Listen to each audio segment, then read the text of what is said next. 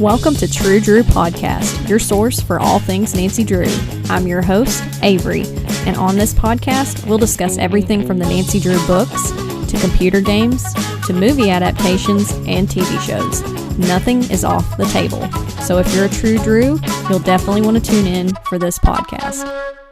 Hey guys, and welcome back to True Drew Podcast. I hope you guys are ready because we're going to be jumping into another book in the Be a Detective series today. So if you all listened to the last episode, episode 98, we covered the first book in the series, The Secret of the Knight's Sword. This one is called Danger on Ice, and it's the second in the series. There were 6 books total, but basically this limited run series was a lot like the Choose Your Own Adventure stories, and there's multiple endings, and based on the choices you make, it influences the end of the story, so it's very, very cool. But yeah, there's so many different possible endings. I don't think I even counted how many endings I got from the last book that we read. I was honestly doing good to keep it all straight. I had sticky notes all over my book, and this one does too, because I was just like, okay, I need to remember to go back to this page and then go to this page, so it's a lot more, I don't know, mentally taxing, I guess you could say, but in a fun way. So like I said, this is the second book in the series, and it came out in 1984. So I'll give a brief description of what this book cover looks like. We have Nancy, Frank, and Joe, and they're kind of hiding behind the turret of this castle. It's very snowy where they are, and they're watching this woman figure skate on this frozen lake, and there's also a gentleman in a wheelchair watching her. And the funny cover spoof that I came up with for this one is, man, I wish I could triple Salchow like that, because it kind of looks like Nancy, Frank, and Joe, and honestly, even the guy in the wheelchair kind of looking on wistfully like, wow. I mean, I wish I could ice skate too, but I was not given those talents. I was blessed with the ability to thrift really cool things and talk to myself, so. Okay, so I guess really quickly I'll read a synopsis for this book. Help your favorite sleuth solve a dangerous case of intrigue on the professional ice skating circuit. What starts out as a great winter vacation for Nancy, Frank, and Joe turns into a nightmare when figure skater Kristy Anderson is kidnapped just before an international competition in Unzbrück,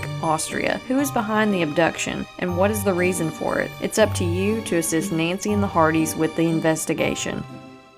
Unzbrück? Innsbruck. I don't know. I think it's Innsbruck. Okay, I guess we're ready to jump into this book. Again, I'm reading it blindly. I haven't read any of it yet. The only reason I have sticky notes all over it is because I was putting them in there so I would know, like, okay, you turn to this page, then you turn to that page, then you go back all the way to this page. It was basically just for my sanity. I mean, it's pretty self-explanatory. The book tells you which pages to turn to. Do I really need the sticky notes? No. But I thought it was a good visual aid, and I thought it might help me keep track of it. I don't know, the verdict's still out on that. I just like sticky notes, okay? Okay, page 1. Hooray for Kristy, Nancy Drew exclaimed. She was watching her hometown friend Kristy Anderson step onto the winner's platform in the ice arena in Innsbruck, Austria. An official placed the gold medal for the figure skating title around the young American's neck. Then the audience erupted into wild applause, led by the loud cheering of Frank and Joe Hardy, who sat next to Nancy. She's headed for the Olympics, Frank said proudly. Let's hurry down to meet her, Joe added, before she's mobbed by fans. Nancy nodded, and the 3 young detectives moved through the excited crowd to an exit. They ran down a flight of stairs to the ground floor, where the skaters prepared for their performances. Here's her dressing room, Nancy said, pushing open the door. As she entered, she stared into the icy blue eyes of a blond man lurking inside. Who are you? Nancy demanded. Now we go to page 3. Instead of answering, the stranger rushed out the door, pushing aside Frank and Joe, who were too startled to stop him. Seconds later, he disappeared into the crowd of fans surrounding the champion skater, who at that moment was walking out of the arena. Don't mention him to Kristy right now, Nancy whispered to the Hardys. I don't want to spoil her moment of victory. Right, Frank agreed, but I'll keep my eyes open in case he shows up again. Just then, the young skater saw her friends and flashed them a victorious smile. Nancy ran up and gave her an affectionate hug, and Frank and Joe warmly congratulated her on her performance. Miss Anderson, a photographer called out from the crowd, a picture, please. Kristy turned to the camera and proudly held up her gold medal. Soon she was besieged by reporters' questions. What about the Olympics? One asked. Do you think you can win the gold there? Kristy answered him with calm confidence. Nancy watched her high school friend admiringly, but in the back of her mind she worried about the man in the dressing room. Now we go to page 4. Half an hour later, Kristy escaped the reporters and fans and went to change out of her skating costume. "Let's stay close to her," Frank suggested as they waited. "We don't know what that guy was up to." Kristy emerged from the dressing room with her skates slung over her shoulders. "I'm ready," she said cheerily. The 4 young Americans stepped out into the crisp Austrian evening. They walked to the parking lot where their rented cars were waiting. Nancy slipped behind the wheel of the red Volkswagen with Kristy beside her. Joe climbed into the white Ford sedan his brother was driving. The 2 cars started off towards Eigels, a small village perched on a mountainside above Innsbruck, where the 4 were staying. Nancy had accompanied Kristy to her skating competition when their mutual friend George Fain couldn't make the trip. Frank and Joe were in Austria on a ski vacation while their investigator father, Fenton Hardy, worked on an assignment in nearby Geneva. "This is tricky driving," dark-haired Frank muttered to his brother as the light snow began to fall. "It's hard to get traction on this stuff." Now we go to page 5. Ahead of them, the brothers watched Nancy maneuver her small car on the slippery surface. Then they saw something that made them catch their breath. A snowmobile suddenly shot across the road in front of the red VW. Nancy had to swerve sharply to the side to avoid a collision while Frank hit the brakes and pulled up behind her. As the boys got out, they could see the driver of the snowmobile watching the scene intently from a short distance away.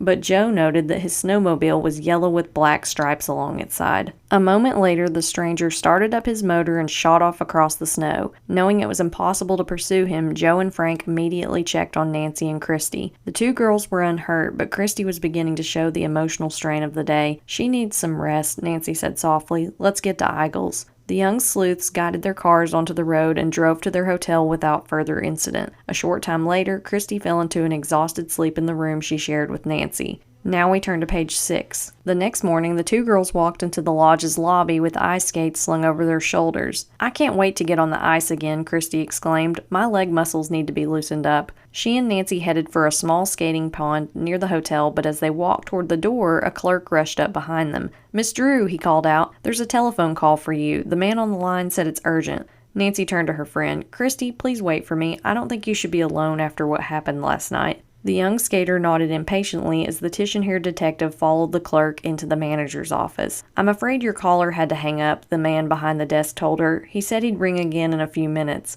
Nancy sighed with frustration and sat down to wait, wondering what the urgent news might be. 10 minutes passed. Then the telephone rang shrilly. Now we go to page 7. "Hello, this is Nancy Drew," the young sleuth said after she picked up the receiver. There was a click on the other end, and the line went dead. "What a nuisance," Nancy said angrily. She asked the manager to take any messages for her and then went back to the lobby, where she ran into Frank and Joe Hardy. "Morning, Nancy," Frank called out. "Where's the champion skater?" "She's waiting for me at the door," Nancy replied. Then she gasped. Her friend was nowhere to be seen. "Oh no," Nancy exclaimed. "I'm afraid she's gone onto the pond without me. We'd better hurry to find her. I just received a telephone call, but the person hung up on me. It may have been a trick to separate us." The 3 young detectives set off down a narrow path that had a splendid view of the towering snow-capped mountains around Innsbruck. Within a short time, they came to the small pond where they expected to find Kristy. "The place is deserted," Joe said worriedly. "Even Kristy's boots are gone. Look over there," Nancy pointed to the far bank on the pond where the snow was marked up. Now we go to page 8. The sleuths ran across the ice and bent down to study the footprints that led to a spot where a snowmobile had been parked. Its tracks traveled up a hill away from Eigels. Frank picked up a blue wool scarf. "It's Kristy's," he cried out. "She's been here," Nancy said anxiously. "I'm afraid she may be in trouble." "We have to start looking for her," Frank urged. "Let's get back to the hotel and rent a snowmobile to follow these tracks." "You two go," Nancy said. "I want to search the pond for more clues. Then I'll alert the police. I'm worried that Kristy may have been kidnapped." Okay, so we've arrived at our first choice, and the book says if you want to follow Frank and Joe on the snowmobile, turn to page 9. If you want to stay with Nancy to investigate the pond for clues, turn to page 10.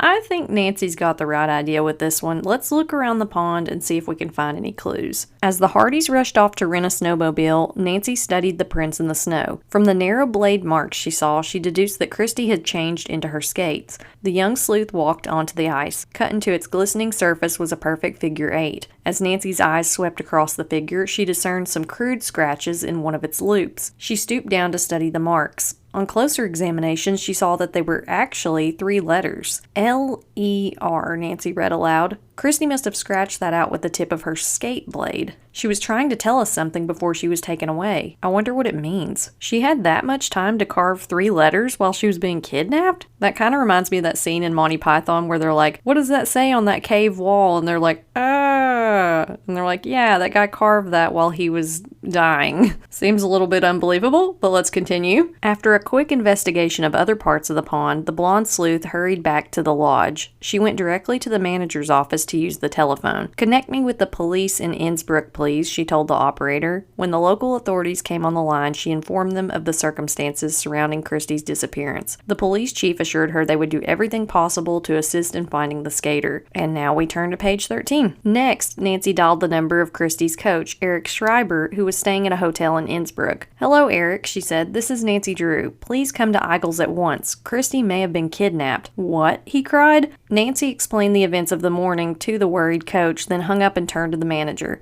Could you lend me a map of this area, she asked. I need to know what roads lead away from Eigels and where they go. Of course, the manager replied. Nancy took the map he gave her and spread it out on a table in the lobby. She studied the geographical features of the Tyrolean region. As she inspected each road and train route crisscrossing the mountains, her eyes fell upon the name of a small village northwest of Innsbruck. Lermeuse, she murmured. L-E-R. Those 3 letters might just be a coincidence, or they could be a clue Kristy left in the ice. She went to her room and changed out of her skating outfit. Half an hour later, there was an insistent knock on the door. Come in, Nancy called out. Now we go to page 14. Eric Schreiber entered the room, an anxious look on his handsome face. Have you heard anything? He asked. No, but I think Kristy left us a clue as she was kidnapped, Nancy replied. She scratched the letters L-E-R in the ice. Do you have any idea what they might stand for? L-E-R, the young man repeated as he paced back and forth in the room. They don't mean anything to me. Did Kristy know of a place or a person whose name began with those letters? The sleuth asked. It's very important that we come up with the answer, Eric. The coach stared out a window, deep in thought. Suddenly, he turned around to face Nancy.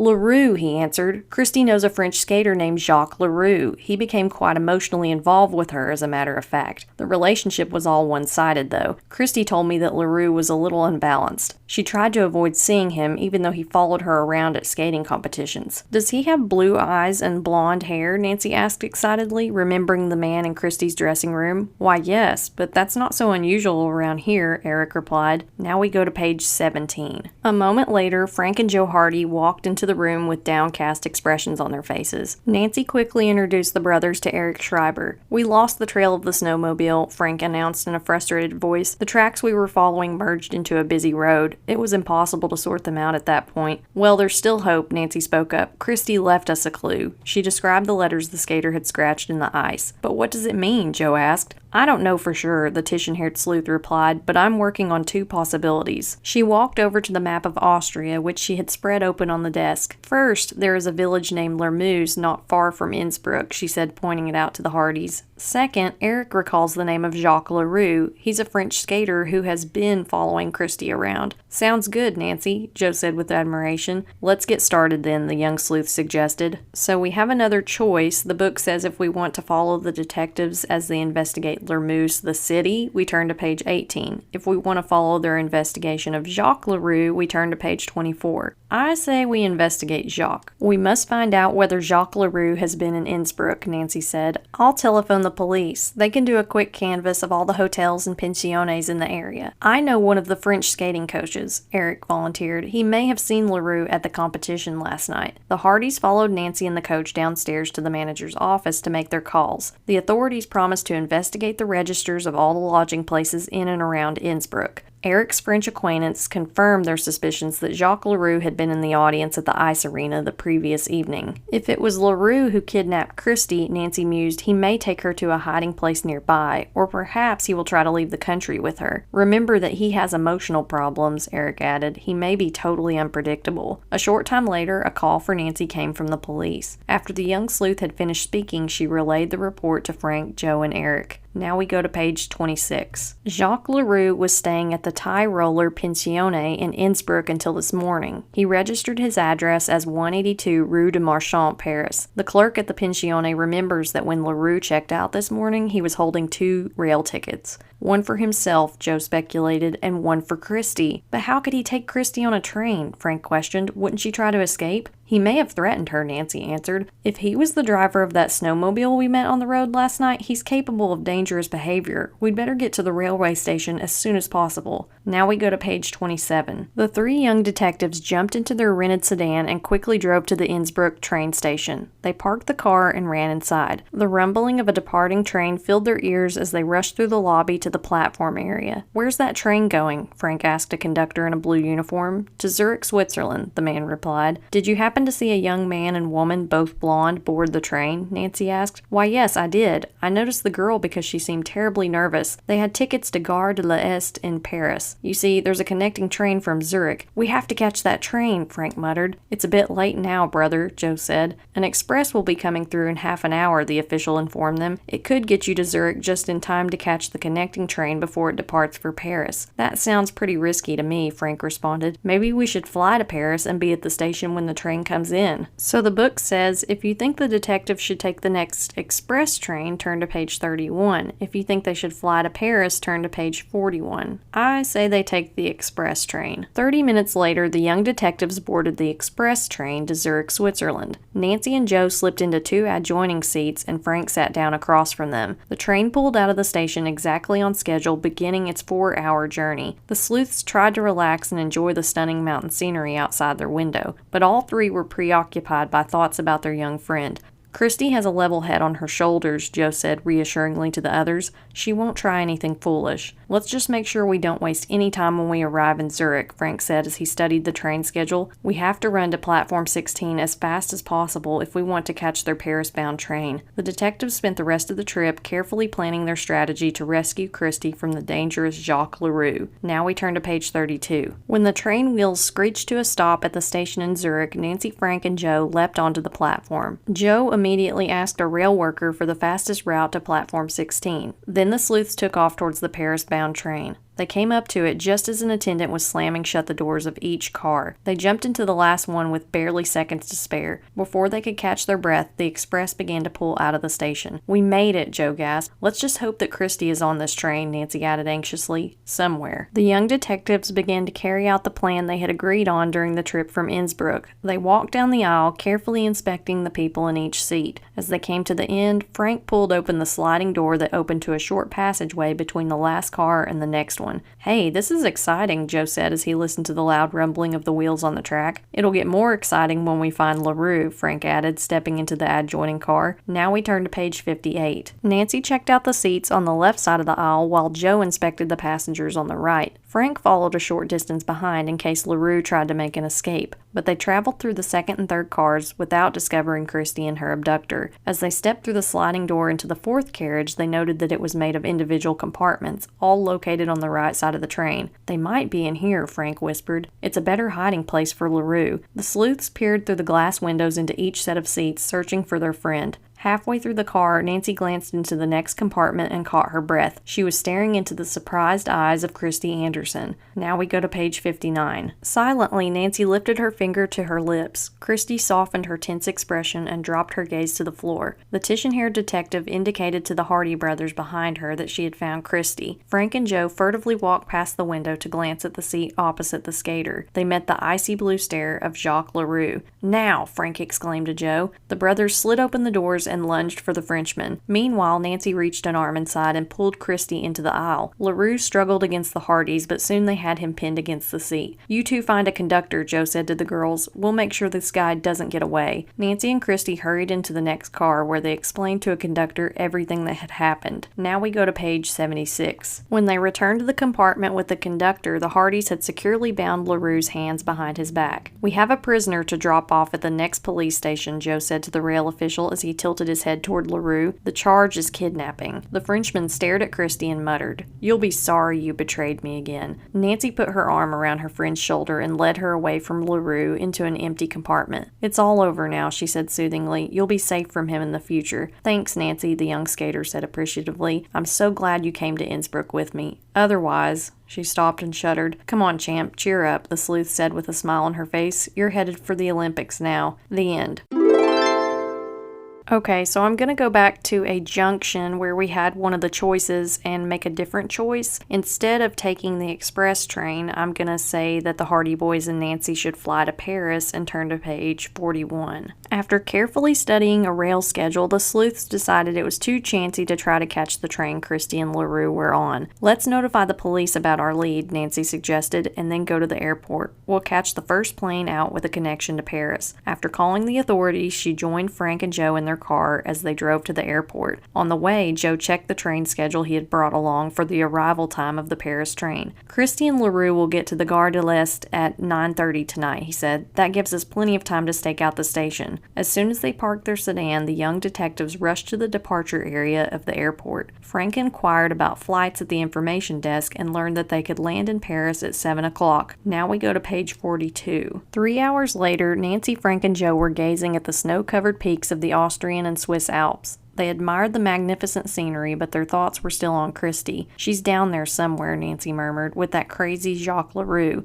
I wonder what he plans to do with her, Frank speculated with a worried look on his face. He loved her once, but they say hate is the other side of the coin. Don't worry so much, Joe reassured them. We'll catch Leroux. The plane began its descent into Zurich, Switzerland, where there was a delay of several hours before the sleuths could board a plane to France. They passed the time on the ground discussing their plan of action at the Paris rail station. Soon they were airborne again, flying northwest to the French capital. We're right on schedule, Frank said, checking his watch. Our landing time will be in 1.5 hours. Nancy picked up the newspaper tucked into the pocket of the seat in front of her. As she read the headline, a frustrated look came over her face. Oh no, she groaned. The French air controllers are involved in a job dispute. They plan a slowdown at all airports today. Now we go to page 49. An hour later, an announcement over the plane's intercom confirmed the detectives' fears. The pilot informed the passengers that landing would be delayed until approximately 8:45. Frank pulled out a detailed map of Paris that he had purchased at the airport. We're in real trouble now, he said, tracing the route from the airport to the train station. A taxi might not be able to get to Gare de l'Est in time, and it might not. As their plane began to circle over the French capital, waiting for clearance to land, the sleuths devised a new strategy. I'll go on to Rue de Marchand, Nancy suggested, the address that Leroux gave at the pensione. If you miss Kristy and him at the train station, I'll be waiting for them there. Okay, Frank agreed. Joe and I will make a dash for the station as soon as we get our feet on the ground. The minutes stretched into what seemed hours as the plane continued to circle Paris. Finally, the captain announced that he could land.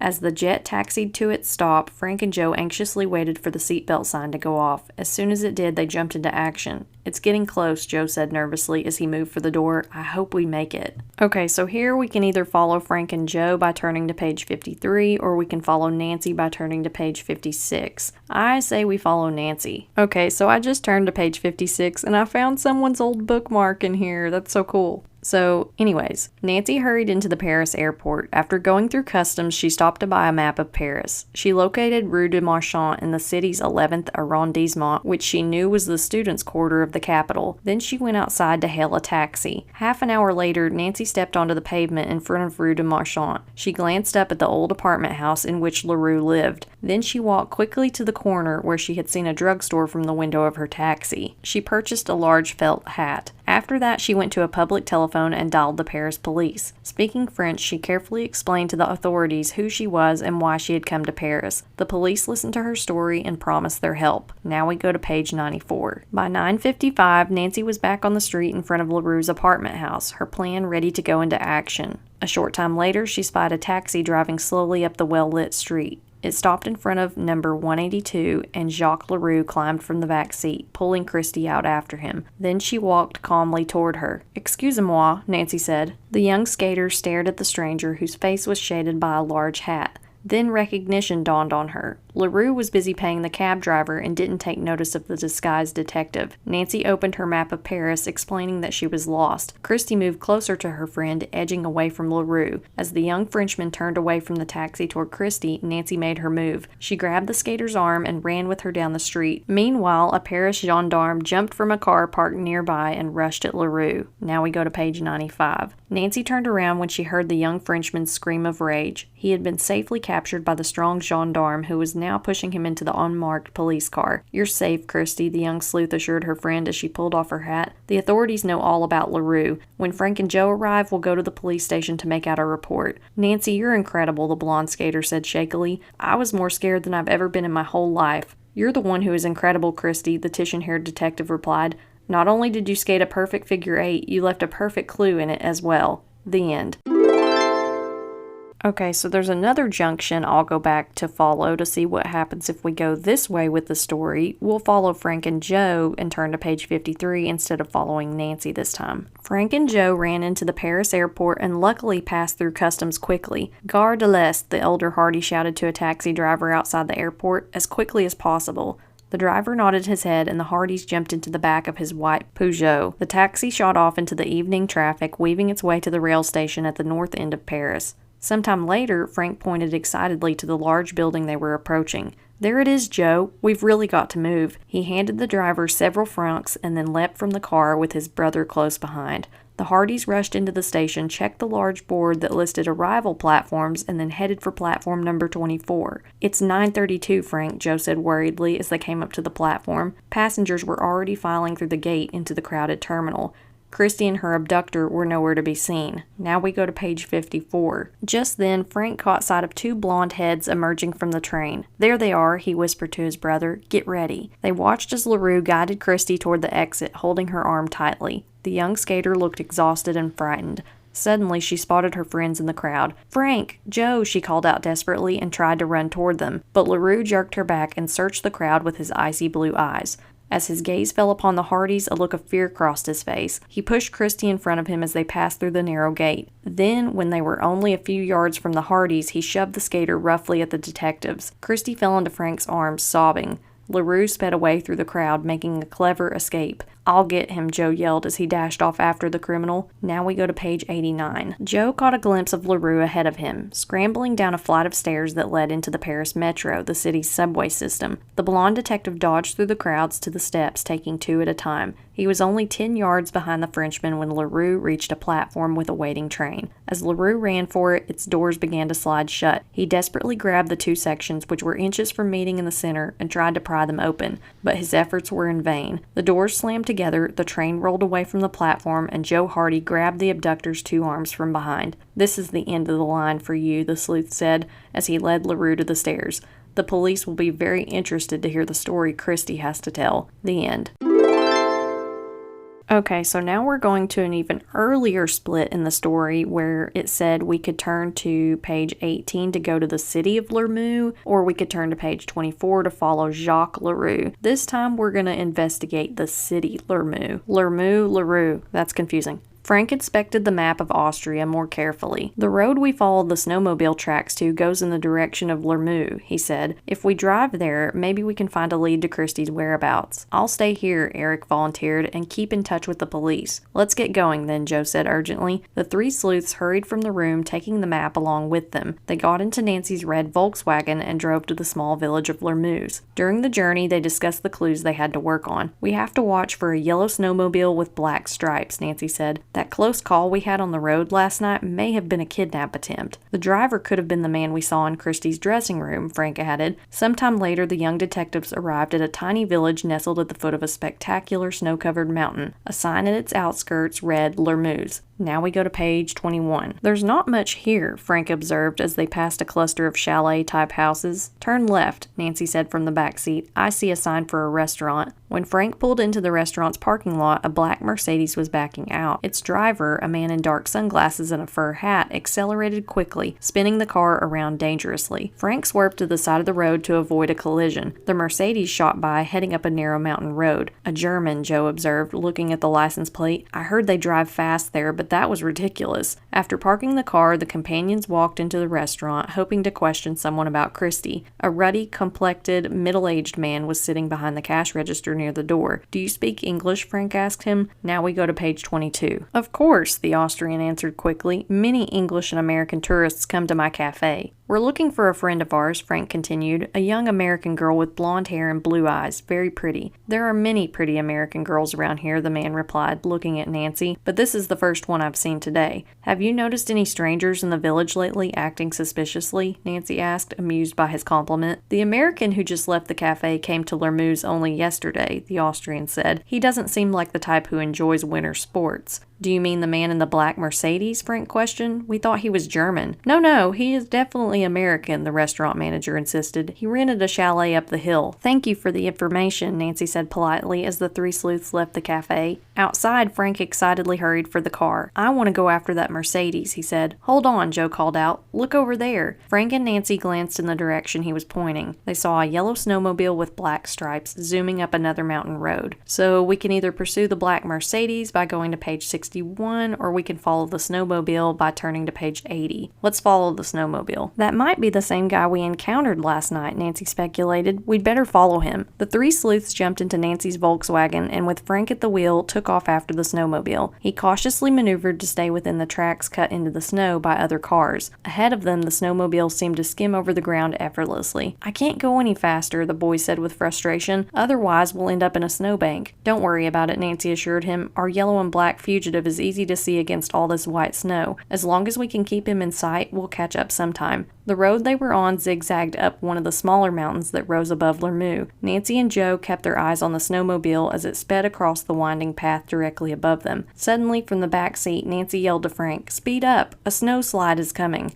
Now we go to page 81. Frank stepped on the accelerator, staring intently at the road ahead. As the car lunged forward, chunks of snow and ice pounded on the roof. "Wow," Joe gasped, looking out the back window. "The road behind us is buried under several feet of powder. We just made it." "There's only one way to go now," Frank muttered as he clutched the wheel tightly. "Up." As he swung the car around a sharp curve, Nancy searched the white landscape in front of them. "There he is," she called out, gesturing toward the yellow snowmobile, which was leaving the main road and turning off onto a narrow path. Then it disappeared from sight. Now we go to page 84. Frank drove to the point where they had last seen the vehicle. The small path it had taken was too treacherous for an automobile. The sleuths climbed from their Volkswagen and began to walk through the crunchy snow, following the snowmobile's tracks as they led through tall fir trees. "I wish I knew where we're going," Joe commented. "Patience," Frank advised. The three continued on the trail for 15 minutes. Then suddenly they emerged from the thick pine forest and faced a large, beautiful building. "A castle," Nancy exclaimed. "It looks like something out of a fairy tale." "Fairy tales can be pretty scary," Joe reminded her. "If Kristy's in there, I hope she's still all right." Now we go to page 86. The young detective slowly crept up to the castle. The yellow and black snowmobile was parked in front of a huge wooden door. "Let's circle around to the back," Nancy whispered. "I don't think we should announce our arrival yet." Frank and Joe followed her lead along a cleared path skirting the stone walls of the building. They walked slowly to avoid making any noise that would disturb the perfect stillness around the castle. As they rounded a corner that brought them to the back of the castle, they were greeted with a startling sight. A patio stretched out from the house to a large skating pond where Kristy Anderson was gliding across the ice with graceful movements. An elderly man in a wheelchair was watching her, an expression of blissful happiness on his face. Frank, Joe, and Nancy slipped back into hiding behind the stone wall. "What on earth is going on?" Joe asked in amazement. "You and Nancy try to find out," Frank said. "I'll try to get into the castle and look for the driver of the snowmobile." So the book says if we want to stay with Joe and Nancy, we turn to page 88. If we want to go in the castle with Frank, we turn to page 91. Let's stay with Joe and Nancy and see what's going on. Joe and Nancy peered around the corner to take another look at the skating pond. Kristy was performing the routine she had done in the ice arena the night before. The old man seemed mesmerized as he watched her. "He certainly doesn't look dangerous," Joe said. "Let's find out why Kristy is here." The two detectives walked out from their hiding place. As they approached the pond, Kristy caught sight of them and came to a sudden stop. She glanced nervously from her friends to the old man, not saying a word. Her admirer jerked his head up as though a spell had been broken. "Who are you?" he demanded of the two visitors as they walked up to him. "We're friends of Kristy's," Nancy said calmly. "There is no Kristy here," the old man replied gruffly. "You've interrupted my daughter's skating." Now we go to page 100. Nancy and Joe looked at each other curiously. Then they turned to their young friend who had come up to the edge of the pond near them. "This is my daughter, Katya," the man announced. "She will become the greatest skater in the world." As Joe opened his mouth to protest, Kristy stopped him with a whispered plea. Don't try to argue with him. Nothing I've said has changed his mind. The young detectives finally understood Kristy's strange predicament. The owner of the castle was living in a dream world of his own making. He seemed to be totally convinced that Kristy was his daughter. Nancy decided to play along with his game. "We've come to talk with Katya," she said. "It's about her next competition." Very well, the old man said, motioning them to go inside, "as long as it's about her skating." Kristy hurriedly put on her skate guards and led Joe and Nancy into a room off the patio. "Thank goodness you're here," she said shakily. "I haven't been hurt, but I want to get back to reality as soon as possible." Now we go to page 101. At that moment, Frank Hardy entered the room, pushing a blonde-haired, blue-eyed man in front of him. "This is the man we saw in Kristy's dressing room," Nancy exclaimed. "He forced me to go with him from Eigels this morning," Kristy said angrily. "He told me someone in Lormeaux wanted to see me. I started to leave a clue." "We found it, Kristy," Nancy replied. Then she turned to the blonde man. "Now please tell us what is going on here." "My father saw Miss Anderson's picture in the newspaper last week," he said. "She does have an uncanny resemblance to my late sister. He asked me to bring her here, and to make him happy for a moment, I did. I was going to take her back to Innsbruck tonight. No one was going to harm her. Please, you must believe me." Kristy glanced out the window at the old man. "It's so sad, isn't it?" she murmured. "He lost his daughter, but thought he could bring her back to life." "Perhaps he has," Nancy replied, "in his mind." "I'll try to talk to him again," Kristy decided. "Maybe it will make him happy if I promise to visit him whenever I'm in Austria." Joe smiled. "That way our fairy tale would have a happy ending after all. The end.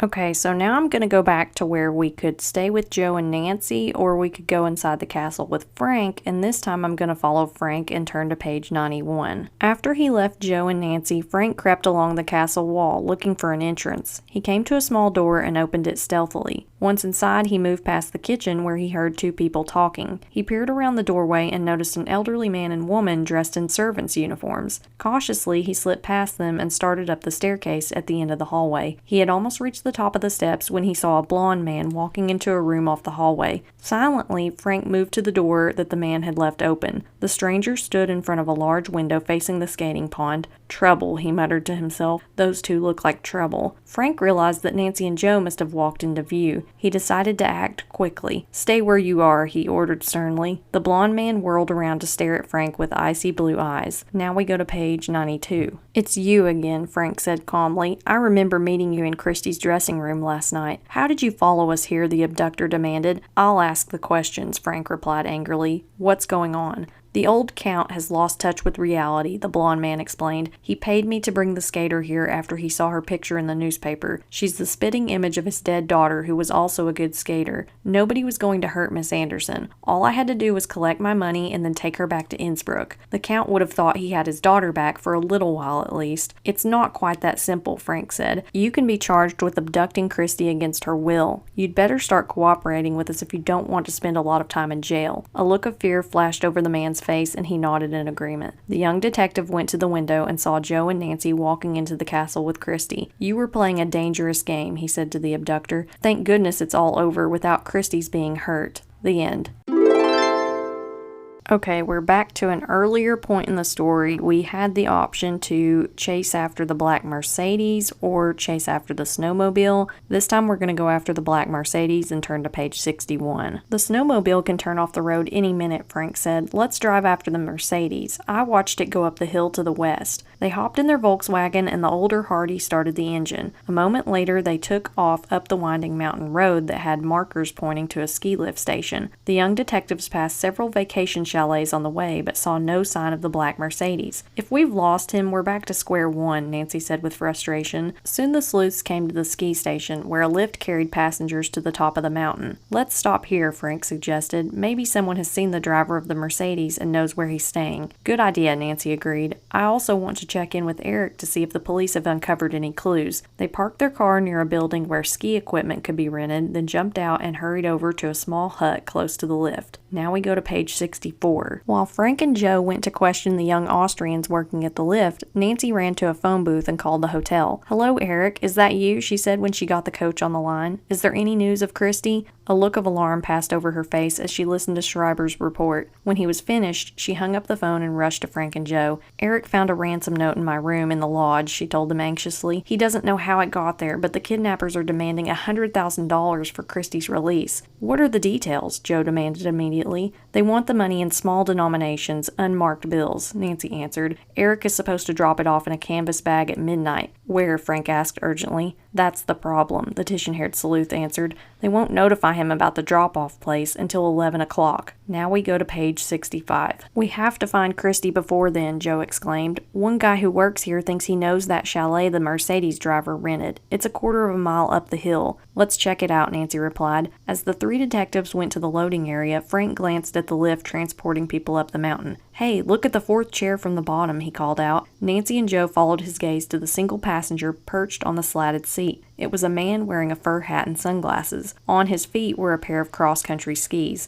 "I'll rent skis and try to follow that guy," Frank decided. "You two call the police and tell them what we're up to. Then go back to the chalet for further news." "Okay," Joe agreed as his brother hurried into the rental shop. Now we can either go with Nancy and Joe by going to page 68, or we can follow Frank and turn to page 77. Let's follow Frank. Frank rushed into the rental shop and asked for a pair of cross-country skis and boots. He slung them over his shoulder and hurried outside. Glancing up the mountain, he saw the man in the fur hat get off the lift. Frank was on one of the chairs a few moments later and began his ascent. During the trip up, he put on his equipment, and by the time he reached the summit, he was ready for the pursuit. He gazed across the mountain along the cross-country trail that led off from where he stood, and he saw the fugitive in the distance. "That guy has a good head start," Frank murmured to himself, "but he doesn't look like a good skier." The athletic detective moved quickly across the hard-packed snow. He built up a smooth rhythm on his skis, slowly gaining on the older man in front of him. The suspect glanced back over his shoulder. The sight of the boy seemed to throw him into a panic, and he dug his posts into the snow and lunged forward. Several hundred yards ahead, Frank spied a cabin. The sleuth knew he had to catch the skier before he arrived there. Now we go to page 82. Frank increased his speed, gliding over the snow and getting closer and closer to the man. The suspect turned around again on a downhill stretch. "Watch out!" the young detective yelled out automatically, seeing the fugitive head straight into a large fir.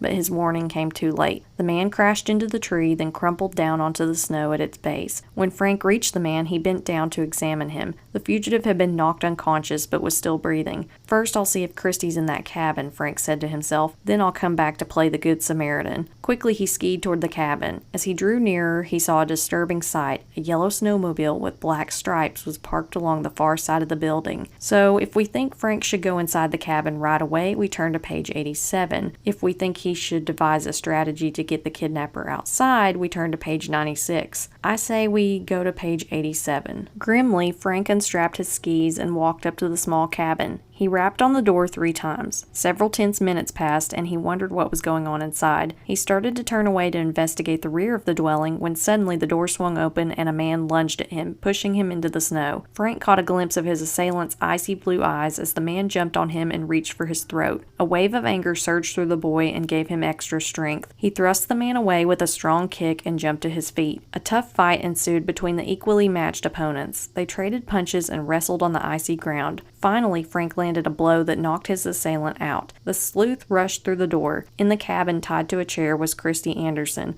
"Oh, Frank," she said admiringly, her blue eyes welling up with tears. "I'm so glad to see you." Now we go to page 108. "Are you okay?" he asked with concern as he freed the young skater. Kristy nodded, then followed Frank outside, where he bound the blond man's hands and legs. "There's another guy over there," Frank said, pointing to the spot where the older man was slumped in the snow, "but he's not going anywhere." The dark-haired detective put his arm around Kristy's shoulder and led her back into the cabin. "Nancy found your clue in the ice," he said. "She guessed it might mean Lermu." "That guy on the snowmobile forced me to go with him this morning," Kristy explained. "First, he tried to get me to come on my own by saying my coach needed me in Lermu. The older man must have just come back from Eigels," Frank speculated. "Eric found a ransom note at the hotel this afternoon. I wonder what they might have done with me," Kristy shuddered, "if it hadn't been for you." Frank couldn't find the words to describe how he felt. Instead, he just held Kristy tight. At that moment, Joe and Nancy appeared at the door. "We called the hotel, and since there was no news, we rented skis and followed the cross-country trail here. We came to offer our help," Joe explained.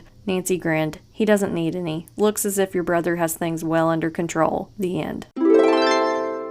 Okay, so we're going to flip back a few pages, and instead of making Frank go into the cabin right away, I'm going to make him wait and devise a strategy to get the kidnapper outside and turn to page 96. Also, can you all hear these cicadas outside of my house? They're super loud. Frank's first impulse was to barge into the cabin right away to see if Kristy was there, but instead he unstrapped his skis and slipped behind a tree to devise a strategy. As he gazed down at the hard-packed snow around him, he remembered all the snowball fights he'd been in. He realized he had a limitless supply of potential weapons right at his feet. He set to work molding the snow into hard, compact balls. He stacked them in a pile behind a thick tree that was in good throwing range of the cabin. When he had made 20 balls, he picked one up and sent it smashing into the door. Frank waited 30 seconds, then threw another one. He realized that whoever was inside the cabin wouldn't know what was hitting the door. Sooner or later, they would have to investigate, and he was ready. The sleuth pitched a third and fourth ball at the building. Then the moment he was waiting for arrived. A blonde-haired man opened the door and peered out, his eyes squinting at the bright sun. Frank whizzed an icy ball straight at his head. It landed on target perfectly. The man, stunned by the impact, staggered. Now we go to page 97. Frank sprinted to the door and took his victim by surprise. He landed a punch on the man's jaw and twisted his arms behind his back. Then he dragged him into the cabin where he saw the frightened face of Kristy Anderson. "Frank, it's you," she said with relief. "I didn't know what was attacking this place. Kristy, I have to tie this guy up quickly. Can you find some rope?" The young skater did, then assisted Frank in restraining the struggling abductor, who stared at the young detective with icy blue eyes. "We had the perfect setup," he snarled. "How did you find us?" "You made the mistake of mentioning Lermu to her when you took her," Frank told him. "The rest was a simple case of the good guys beating the bad guys." A smile of admiration came over Kristy's face as Frank led her outside. "Now let's tie up the other guy over there," the boy said. "I think he just came back from leaving a ransom note in Eigels." Kristy took a deep breath of the fresh mountain air. "It feels so good to be free again," she exclaimed. "Thanks, Frank. You deserve a gold medal for this." The end.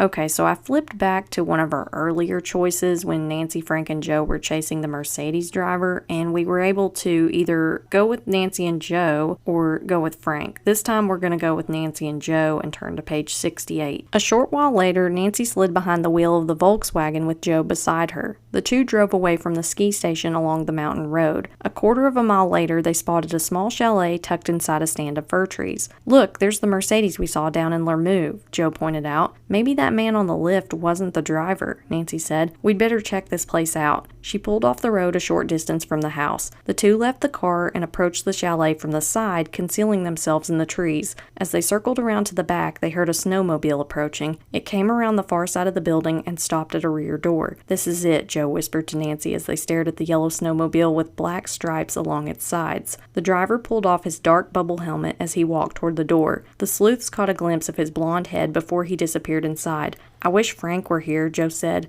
"There are at least 2 guys in there." "But we've got to get Kristy out," Nancy replied urgently. Now we go to page 69. The two detectives crept closer for a better look, still staying concealed behind the fir trees. "I can't believe it," Joe whispered suddenly. "What?" "He left the keys in the snowmobile. Do you think you could drive it?" "Sure," Nancy replied. "What's your plan?" Joe pulled his ski cap down over his hair. Then he took a pair of goggles from his coat pocket and put them on. "Maybe they won't recognize me," he said. "I'll go to the front and pretend I ran out of gas to distract the men in the house. You try to sneak in the back way and find Kristy.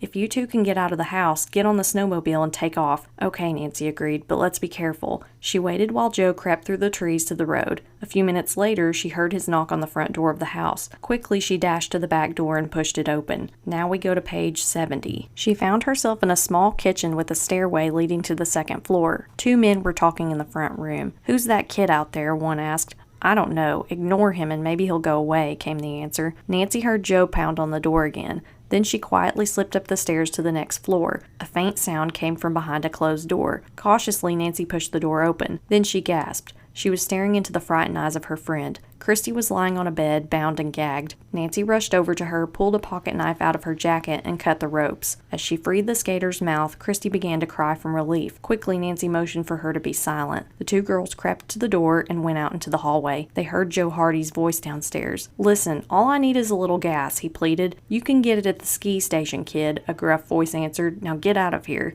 Then we go to page 105. Nancy took Kristy's arm and led her down the stairs. They could hear Joe still arguing with the men in the front room as they ran out the rear door. "Get on the snowmobile," Nancy ordered Kristy. Just then a gust of wind slammed the door shut behind them.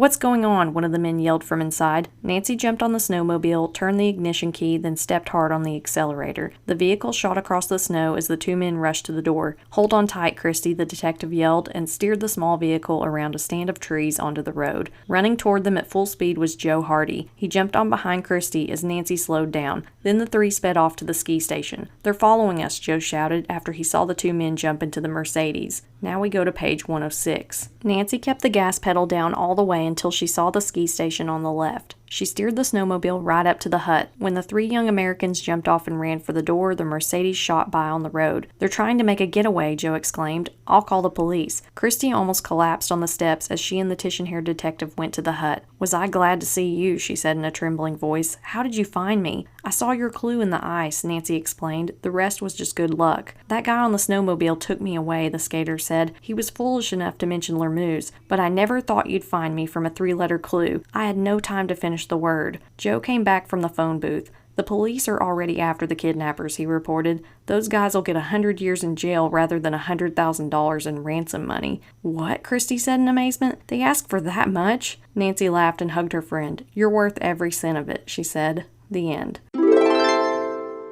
Okay, so now we're going very far back towards the beginning. We were allowed to choose between following Frank and Joe on the snowmobile or staying with Nancy to investigate the pond for clues. So this time we're going to follow Frank and Joe and go to page 9. The Hardys sprinted the distance back to the lodge. As they ran into the manager's office, Joe shouted out, "We need a snowmobile right away. Kristy Anderson may have been kidnapped." The manager jumped up from behind his desk and pulled a set of keys out of his pocket. "Here, take mine. It's the green one parked out in front." He added in a distressed voice, "I sure hope you find her." Frank grabbed the keys and rushed outside, followed by his younger brother. They hopped on the green snowmobile and roared off to the pond.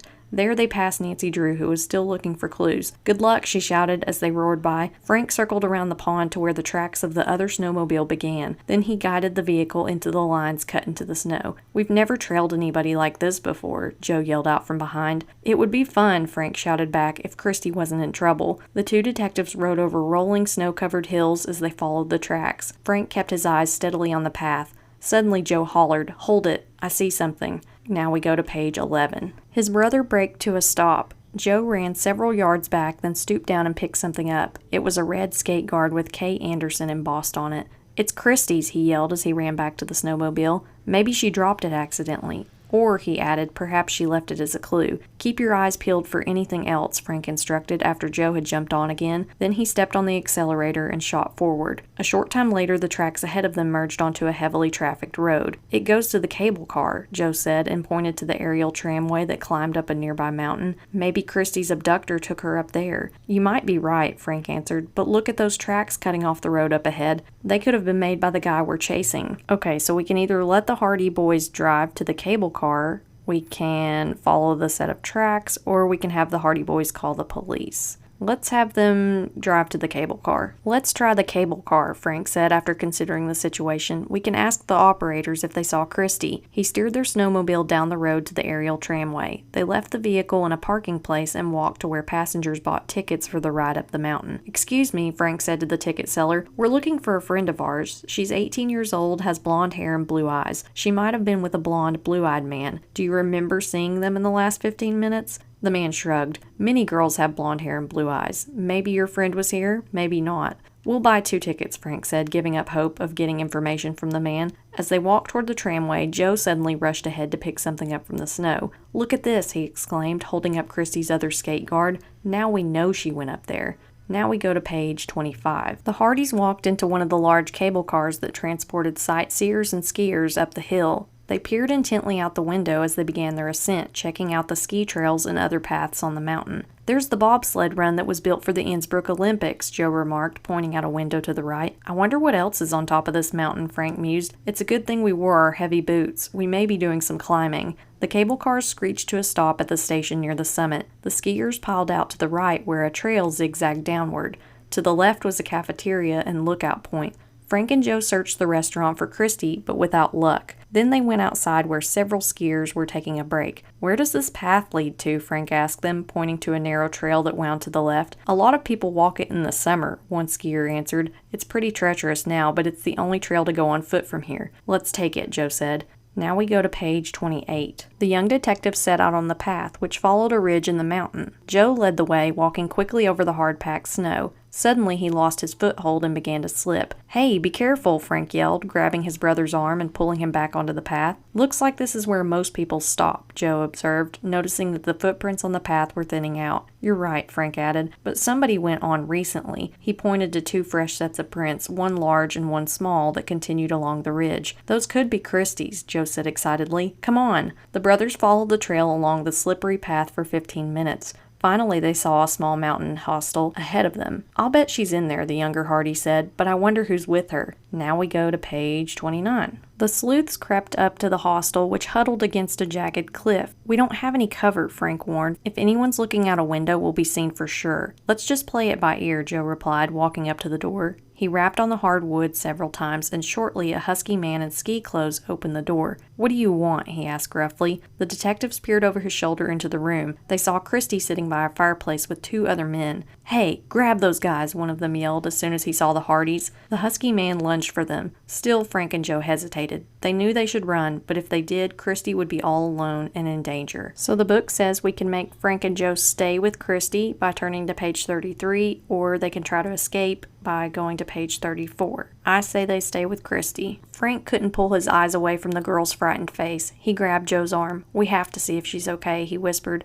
Their husky assailant roughly shoved the Hardys into the small hostel. When they walked over to Kristy, they recognized the man with the icy blue eyes who was sitting on her right. Kristy looked at her 2 friends gratefully. "I'm sorry I've gotten you into trouble," she said softly, "but I'm so glad you're here." "Max, are these Hardy's sons?" the man beside Kristy asked his blonde-haired partner. "They're Frank and Joe Hardy," Max answered in a sinister voice, "and they walked right into our clutches, boss." "Well, well, well," the leader of the kidnappers said with a satisfied smirk. "Won't Fenton Hardy be interested to hear about this?" Joe threw a worried look at his brother. "What's all this have to do with our father?" he demanded. Now we go to page 35. "Your father is causing us a lot of trouble in Geneva," the boss snarled, "with his investigation. We took Miss Anderson as a hostage to, let's say, discourage the American government from backing your father anymore. But now he'll have his sons to worry about. It's all very simple, you see. He'll have to trade his silence for your safety." Max got up and pushed the young detectives onto the bench beside Kristy. "You stay there," he commanded. Then he added, "Boss, let's make sure no one is following them." The 2 men walked out of the hostel to search the mountain path while their husky confederate stood guard at the door. No one else seemed to be around. "Wow," Joe said quietly, "this is a real mess." "Do you know what they plan to do with us?" Frank asked Kristy. "I heard them say they'd wait until dark to leave here," the skater replied in a frightened voice. "Then I don't know what will happen to us." "We can take care of that guy," Joe began, but Kristy interrupted him. "Don't. I think he has a gun in his pocket." Now we go to page 66.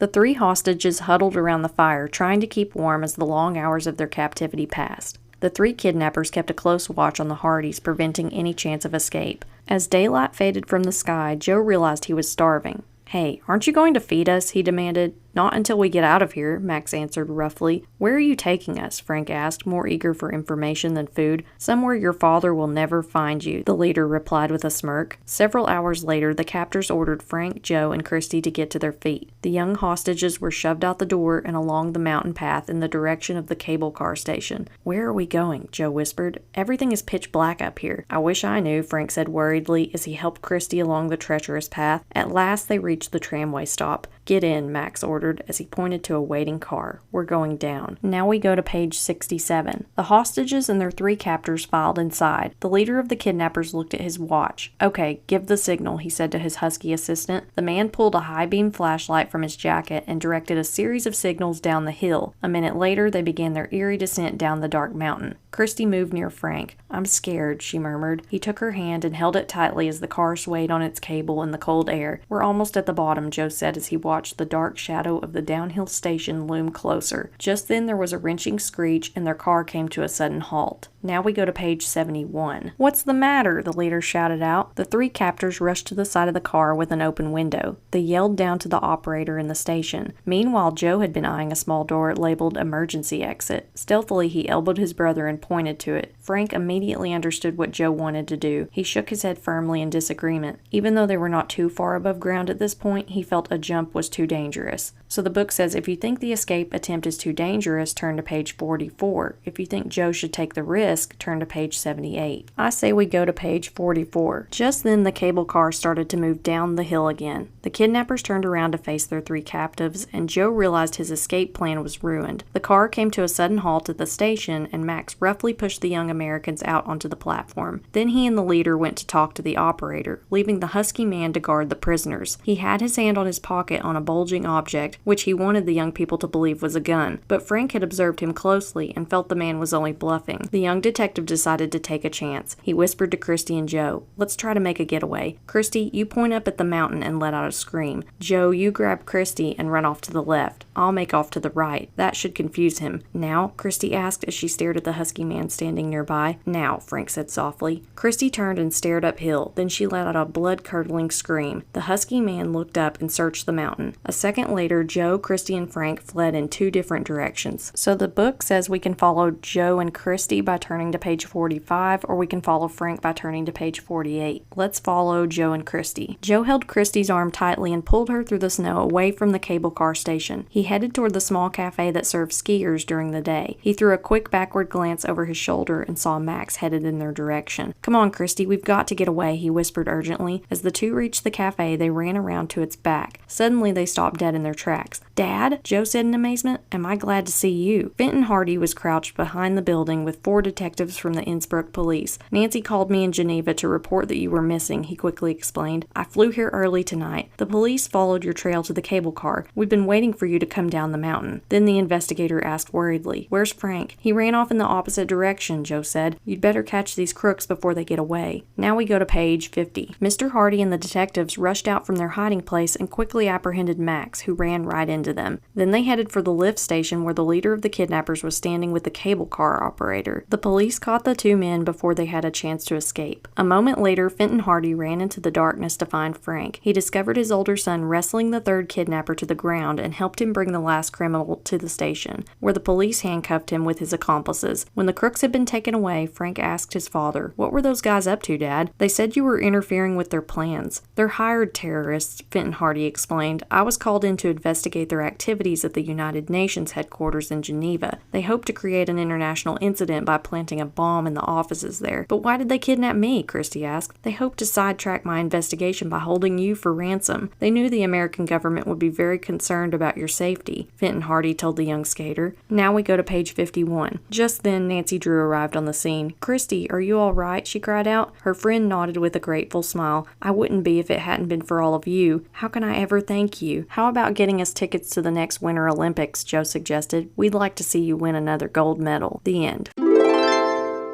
Okay, so I'm going to go back to an earlier junction. We could either follow Joe or Kristy, or we could follow Frank. This time we're going to follow Frank and go to page 48. Frank sprinted with all his might to the parking lot where he had left the green snowmobile. He pulled the keys from his pocket and jumped on the vehicle and turned the ignition key. The next moment, he shot off into the dark. The husky kidnapper who had been pursuing him let out an angry yell when he saw the detective roar away. Frank turned on the high beam light, searching the road for his brother and Kristy. Minutes later, he saw them running toward him. He braked quickly and waited as the 2 squeezed into the seat behind him. They sped away just as Max reached the road. "We've got to call the police," Frank shouted as he steered the vehicle along the snow-packed surface. A short time later, they came to a lodge on the outskirts of Eigels. Frank stopped in front and turned off the engine. Then the 3 young Americans ran inside, exhausted but safe. Frank immediately called the local authorities and reported the kidnappers. The police chief said he would send several cars to pursue the criminals. Now we go to page 52. Later that night, Frank, Joe, and Kristy sat in the girls' hotel room telling the young sleuth the story of their adventure. "When we telephoned Dad in Geneva after we got back," Joe explained, "he said our kidnappers were hired terrorists. They were planning to assassinate a famous diplomat at the United Nations headquarters." "Wow," the Titian blonde sleuth exclaimed. "You were dealing with really dangerous characters." "They won't be dangerous anymore," Frank said. "The police chief called to say that they've been apprehended. They'll probably spend the rest of their lives in prison." Now we go to page 55. Kristy sighed with exhaustion and fell back on a bed. "I'm beat," she murmured. Then she caught a glimpse of a newspaper lying on the bedstand. "Hey, that's me," she exclaimed, looking at the picture on the front page. It showed her receiving her gold medal at the ice arena the night before. "The internationally famous Kristy Anderson," Frank said, waving an arm toward the blonde skater. "Hey," Joe said with a broad smile. "I can't wait to see tomorrow's headlines. We'll all be internationally famous." The end.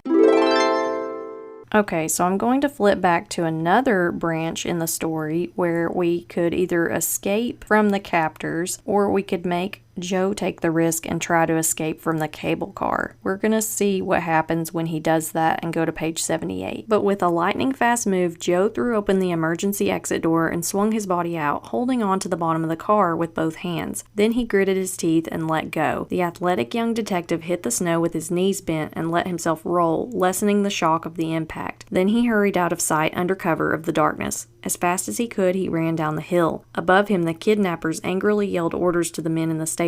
Joe had almost reached it when the car began its descent again. He hurried toward the parking lot and spied a van. Their getaway car, he said to himself. He glanced at the top of the vehicle where a luggage rack was covered by a thick tarpaulin. I have to find out where they're going, Joe thought, and this is my way to do it. Now we go to page 79. The young detective hoisted himself onto the top of the van and crawled under the tarp. Seconds later, he heard the voices of the kidnappers approaching the car. Forget about that kid, the leader was saying. We'll never find him in the dark. We gotta get out of here. Joe felt the doors slam shut after Frank, Kristy, and their captors had climbed into the van. Then he grabbed the luggage rack tightly as the vehicle shot off down the road. A freezing wind whipped against him as the van traveled at a high speed through the night. When the driver stopped at a railroad crossing, Joe wrapped the tarp around his numbing fingers. Then he huddled down against the warm metal roof for what seemed like an endless ride. Now we go to page 90. Finally, the van came to a stop. Joe kept perfectly still as the passengers got out. He heard the leader giving orders to the others. Then he detected the sound of feet scraping on steps and at last the slam of a shutting door. Joe stuck his head out from under the tarp. No one was in sight. Quickly, he crawled out from his hiding place and dropped down the side of the van. He peered through the darkness at an old farmhouse where the captors had taken Frank and Kristy. Then he saw a small barn nearby. Cautiously, he ran to the little building and slipped inside to plan his next move and get warm. For several minutes, Joe paced back and forth, getting the circulation going in his cold body. Meanwhile, he considered his alternatives. He could head out into the darkness in search of a place from where he could call his father, or he could creep up to the farmhouse and try to rescue his brother and the young skater. Okay, so here we have another choice. We can have Joe attempt to rescue Frank and Kristy by turning to page 102, or we can have him try to contact his dad, Fenton Hardy, by going to page 104. I say we try to rescue Frank and Kristy. Joe decided to check out the farmhouse. He knew the kidnappers would have to go to sleep sometime. He hoped for a chance to catch them off guard. The young sleuth crept through the darkness up to the old stone building. A light was shining in a front room. He pressed his body against a wall as another light flicked on near him. Cautiously, he peeked through the window and saw Frank and Kristy being shoved into a small bedroom. Their hands had been tied behind their backs. Joe waited until the kidnapper had switched off the light and left the room. Then he softly tapped a signal on the window pane that he and Frank had used since childhood. A minute later, he heard someone on the other side trying to unlatch the lock. Suddenly, the window opened. "Joe?" Frank whispered in surprise. "Yes," Joe replied. "Give me your hands and I'll cut you loose." He pulled out his Swiss Army knife and cut Frank's bonds. Then Frank freed Kristy. "Let's get out of here," the dark-haired Hardy said urgently as he helped Kristy through the window. "There's something I've got to tell Dad." Now we go to page 112. The three friends dashed away from the farmhouse into the darkness. As they jogged down the road the van had come by, Frank excitedly told Joe what he had overheard. "Those guys have planted a bomb in the new atomic research center outside Geneva," he explained. "Dad has been hired to investigate the possibility of sabotage there. We have to tell him about the explosive before it goes off." About half an hour later, Frank, Joe, and Kristy arrived at a guest house that was still serving customers. Frank rushed to the pay telephone and dialed his father's number. Now we go to page 113. "I was just ready to leave for Innsbruck," Mr. Hardy told him. "Nancy telephoned me that you hadn't returned from your investigation of a kidnapping." "We were kidnapped too," Frank said with a chuckle, "but thanks to Joe, we're all okay. Listen, Dad, there's something really important I have to tell you." "Yes?" Frank gave his father the details of the criminals' plot against the Atomic Research Center. "I'll get over there right away," Fenton Hardy exclaimed. "You call the local police and ask them to take Kristy back. I'll contact the chief inspector of the area and have him send some men to join you. With your help, they may be able to round up the saboteurs tonight." Now we go to page 115. Within 20 minutes, the local police came to escort the young skater back to her hotel. Frank had called Nancy to let her know Kristy would be arriving. A short time later, a team of detectives pulled up. The two Hardys hopped in one of their cars and directed them to the old farmhouse. The officers ordered Frank and Joe to stay put as they prepared to raid the building. The young sleuths watched as their former captors were taken by surprise, handcuffed, and locked inside a police van. Frank and Joe rode back to the station observation house with the detectives. From there, they contacted Fenton Hardy at the Atomic Research Center. The famous investigator had used a trained dog to snoop out the explosive. Then a team of experts had defused the bomb. "What a day," Frank exclaimed as he put down the telephone. "What a night," Joe added. 24 hours ago, we were worried about Kristy disappearing. It turned out that she was a pawn in an even more dangerous game than kidnapping." He paused and rubbed his hand over his empty stomach. "Frank," he asked, "do you think we could get something to eat now?" The end. I hope Joe Hardy gets a cheeseburger after that ordeal because dang. Okay, so now we're flipping back to page 90 to try another scenario out. This time we're going to have Joe contact Fenton Hardy and go to page 104 rather than save Frank and Kristy, and we'll see what happens then. Joe decided to contact his father as soon as possible. The stakes were too high for him to try to free Frank and Kristy on his own and possibly fail. He set off down the road, jogging at a steady pace. He didn't know where he was going to or coming from, but he kept a mental note of how far he traveled. Within 15 minutes, Joe arrived at another farmhouse. He walked up to the darkened building and knocked on the door. A short time later, a light flicked on and a sleepy-eyed man appeared. "I need to use a telephone," Joe quickly explained. "Ich spreche kaum English," the man replied. Joe repeated his request in halting German. Even though he knew the language well, he had become a bit rusty of late. The man eyed the young sleuth curiously, then led him into the house to a telephone. Joe immediately dialed his father's number in Geneva. A worried Fenton Hardy answered on the other end. He explained that Nancy had contacted him about the boy's disappearance, and Joe quickly told him all the day's events. Now we go to page 109. "Where are you now, son?" Fenton Hardy asked. "You speak German, Dad. This man I'm with will tell you my location." Joe handed the telephone to the surprised farmer, who informed Mr. Hardy that he lived near Bregenz, Austria. After the investigator got the directions from the man, he asked to speak to Joe again. "I'll call the local police and explain the situation," he said. "You wait where you are. The detectives will be by to pick you up before they attempt to rescue Frank and Kristy." "Okay, Dad," Joe said with relief. "Goodbye for now." While he waited for the authorities, the farmer offered him some food, which Joe ate with great relish. By the time 2 police cars pulled up, the young sleuth had a full stomach of sausage and potatoes. Joe joined the team of 6 officers who had discussed a strategy with Fenton Hardy for the rescue attempt. They drove to the farmhouse where Frank and Kristy were being held captive. Now we go to page 114. Joe and the 6 officers stopped some distance from the building. Then they stealthily crept up and surrounded it. On a given signal from their radios, the officers broke down both the front and back doors and rushed inside. Joe followed cautiously behind them. The police quickly captured the kidnappers, all of whom were caught sleeping. Joe rushed into a small bedroom and found Frank and Kristy groggily trying to understand what was happening. "Thanks, Joe," the older Hardy said as his brother cut the ropes around his wrists. "You really saved the day." The end.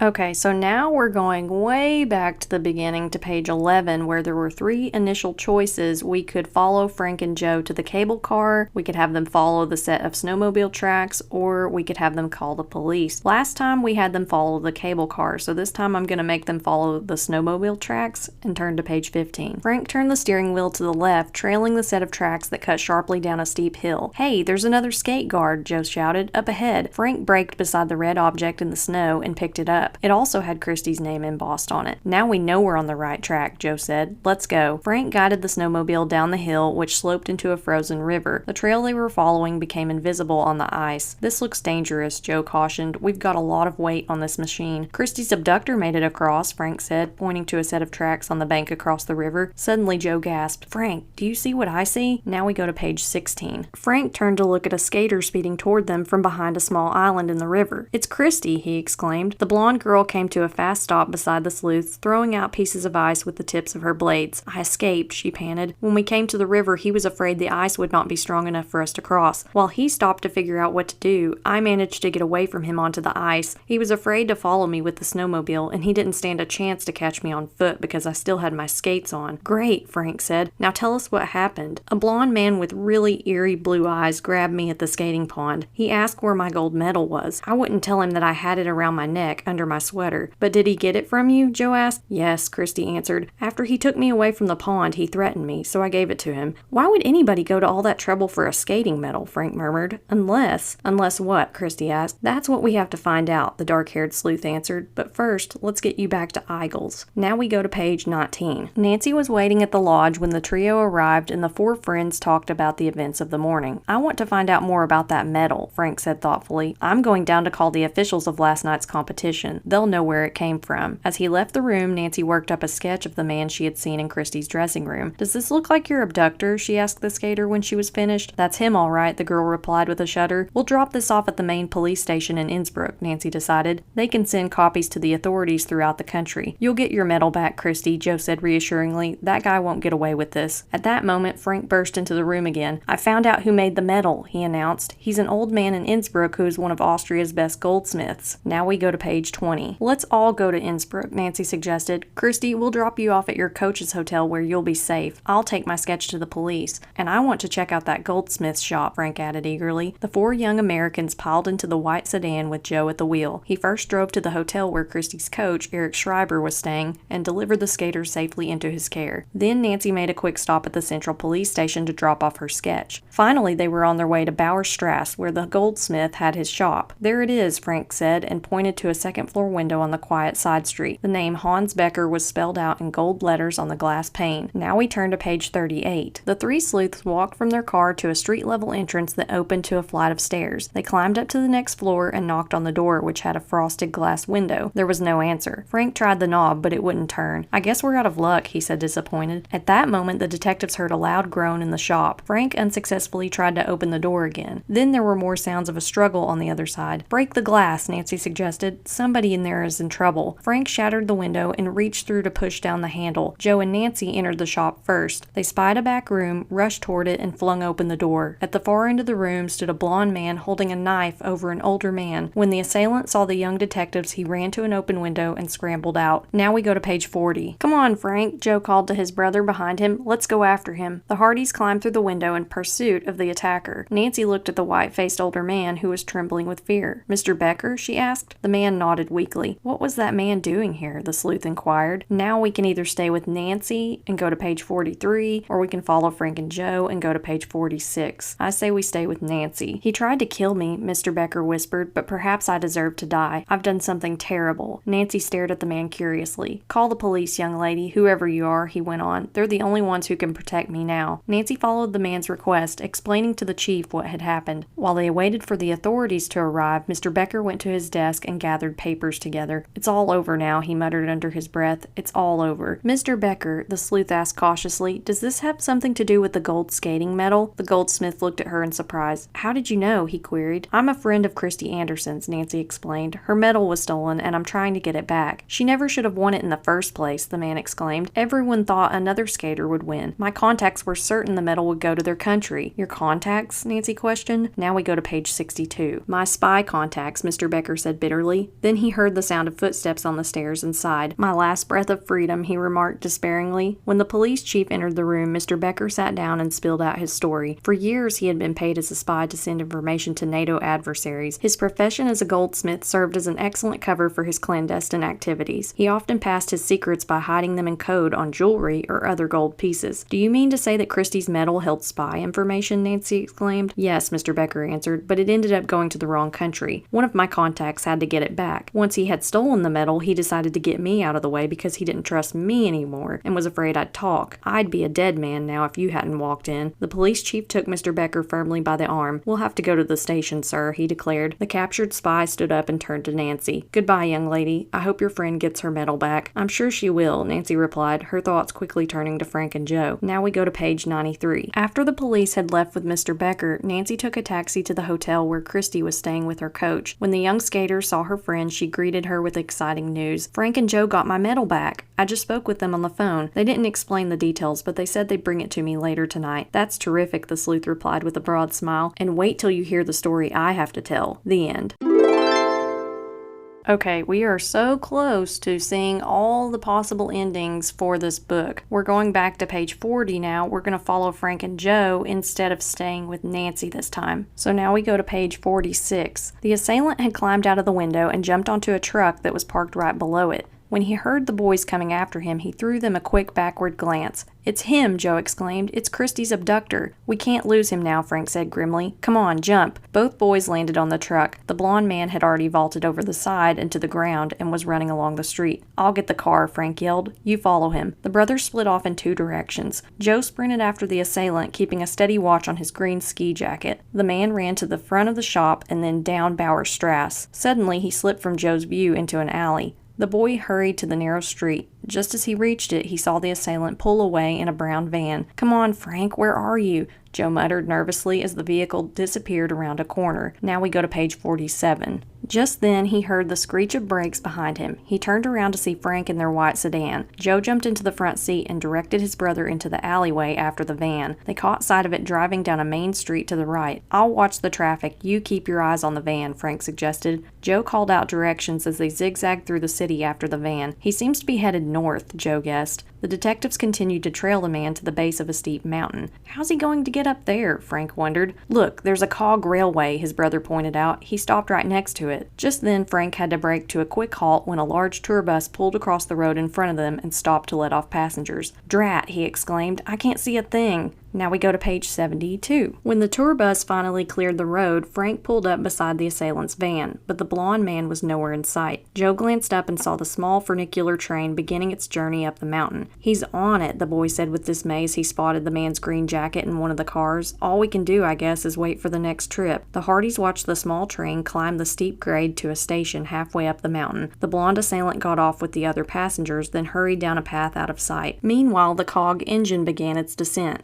As soon as it arrived at the bottom, Frank and Joe hopped into the first car. Several minutes later, the detectives began their slow journey up. "This is great for sightseeing," Joe remarked, gazing at the panoramic view of Innsbruck below them, "but it's a terrible way to chase a crook." When the young detectives finally reached the station, they rushed down the path the assailant had taken. "Where could he have gone from here?" Joe mused. "There's your answer," Frank replied in an awed voice. Now we go to page 73. Joe followed his brother's gaze to a rock ledge a quarter of a mile away. The man in the green jacket was standing on it, a red hang glider around his body. With a breathtaking leap, he soared out from the mountain. The brothers rushed to the spot from where the fugitive had taken off. Two young men were running up from a hut on the other side, watching the hang glider float like a huge butterfly in the air. Another glider was set up on the ground nearby. Now we go to page 75. "That guy stole my wings," one of the men complained angrily in an American accent. "That's not all he's stolen," Frank said. Joe walked over to the second glider. It was similar to the one he had used in the mountains of New England. "I'll get your glider back," he said to the American, "if you let me borrow this one." Frank quickly explained who they were and why they were pursuing the thief. The American agreed to Joe's plan. As Joe strapped himself into the glider, Frank nervously cautioned him, "I hope you know what you're doing." Now we go to page 98. "So do I," Joe grinned and stepped onto the rock ledge. Then he made a running leap into the air, soaring after the red glider below him. As Joe looked at Innsbruck from his dizzying bird's-eye view, he realized he had never flown a glider from such a height. The cold air cut into his face as he floated on the wind currents. He tried to follow the fugitive's course through the sky, manipulating his steering mechanism carefully. "I'm going to make it down," the young sleuth whispered to himself for courage as he glanced back at the Rocky Mountain slope. He knew he had to avoid an air current that might smash him into its side. The two gliders swooped through the sky, slowly losing altitude. As Joe came nearer the ground, he gained confidence. His hang gliding instructor had always said he was excellent at landings. He saw that the other glider was headed for an open meadow and readied himself for landing as the assailant hit the ground below him. Now we go to page 99. Then with a plop, Joe's body settled into the blanket of snow. For some seconds he was stunned by the impact. Then he unstrapped his body from the glider and got to his feet. A couple of 100 yards away, he saw the red glider resting on the snow, yet its pilot hadn't moved from his landing spot. Weary from his flight, Joe plodded through the snow. As he drew nearer to the assailant, he saw that the man's face was twisted with pain. "Help me," the fugitive begged. "My leg may be broken. I can't walk." Joe gazed down at Kristy's abductor. "Hand over the medal," he demanded. "Then I'll get an ambulance." With an agonized groan, the man reached into his jacket and pulled out the skater's prize. Now we go to page 107. 4 hours later, Joe was wrapped in blankets in his hotel room. Frank, Nancy, and Kristy sat on the bed around him discussing the solution to the gold medal theft. Mr. Becker told the police that he was a paid spy, smuggling information to hostile countries on his gold work, Nancy explained. He decided to confessed to the authorities after his contact, Kristy's abductor, tried to kill him. Your gold medal has coded information on it, Kristy, Frank added. Another country expected its skater to win the competition and bring the medal back. When you won, its agents had to steal it. This morning, that medal meant everything to me, the young skater said thoughtfully. Tonight, I'm just happy that we're all alive and well. Me too, Joe murmured drowsily as his eyes slowly closed. Nancy smiled down at the blonde-haired detective, then she whispered, "Let's go. The hero needs some sleep." The end.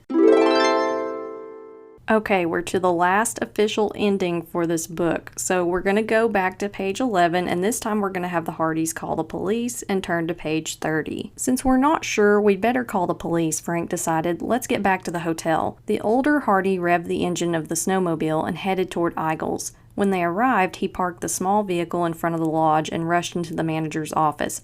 "Here are your keys," Frank said to the man. "We've lost the kidnapper's trail, and I need to call the police." The manager pointed to the telephone, and Frank quickly dialed the central police station. He explained in detail how they had followed the snowmobile's trail to a road near the cable car. After he had finished his conversation, he turned to Joe and said, "2 detectives are on their way up with several officers. We can join them when they arrive. Right now I want to check in with Nancy." Now we go to page 36. As the Hardys walked into the room that Nancy and Kristy shared, they saw their friend sitting at a writing desk staring at a window with a pensive expression on her face. "Nancy, what's the matter?" Frank questioned. "You look like you've heard terrible news." The Titian blonde detective put down a letter she had been reading. Then she said, "Please come in and shut the door. I don't want anybody else to know about this for a while." Frank and Joe followed her request, then sat down on the edge of a bed. "Is it about Kristy?" Frank asked. "Yes," Nancy replied in a quivery voice. "I found this letter from her in the bottom of my suitcase. I don't think she expected me to notice it for a while." The young sleuth unfolded the handwritten paper and began to read its contents aloud. Now we go to page 37. "Dear Nancy, by the time you see this letter, I will be in another country, another world really, with the man I love. You have seen Sergei Bornov skate and must understand why I want to marry him. We share a love of the ice that binds us together despite the differences between our countries. I wish you could be at our wedding, but since my parents would never agree to this, I think it's best if I slip away quietly. Sergei plans to meet me at the skating pond this morning. Goodbye, dear friend, and thank you, Kristy." As Nancy let the letter drop into her lap, Frank sighed. "It's hard to believe, isn't it?" he said. "Are you sure the letter is genuine?" "I'm sure," Nancy replied. "I know her handwriting." "But what will we tell the police?" Joe asked. "They'll be here any minute." Now we go to page 60. "We'll have to say we were wrong about Kristy being kidnapped," Nancy answered. "Okay, I'll take care of the police," Frank announced. "I'm going to call my father right away," the Titian-haired sleuth said. "He'll know the legal ins and outs of the situation, and he can contact Kristy's parents." "Whew,"